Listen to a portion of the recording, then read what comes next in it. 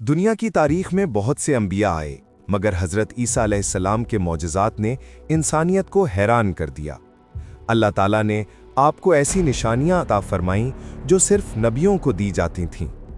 हज़रत ईसा अलैहिस्सलाम का सबसे पहला मौजज़ा उनके बचपन में ज़ाहिर हुआ, जब आप अभी झूले में थे और लोगों ने हज़रत मरियम अलैहिस्सलाम पर इल्ज़ाम लगाया, तो आपने झूले में बोलकर फरमाया, मैं अल्लाह का बंदा हूँ, उसने मुझे किताब दी है और नबी बनाया है। ये सुनकर लोग हैरान रह गए। फिर अल्लाह ने आपके हाथ में शिफा रखी। आप अंधे को बीना करते, कोढ़ी को तंदुरुस्त कर देते, हत्ता कि अल्लाह के हुक्म से मुर्दों को भी जिंदा कर देते थे। आप मट्टी से परिंदा बनाते, उसमें फूंक मारते तो वो अल्लाह के हुक्म से उड़ने लगता।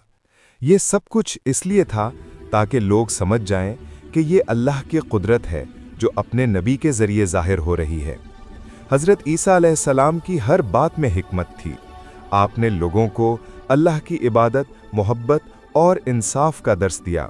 आपका हर मोजज़ा ईमान वालों के लिए हिदायत और मुनकिरों के लिए दलील बन गया।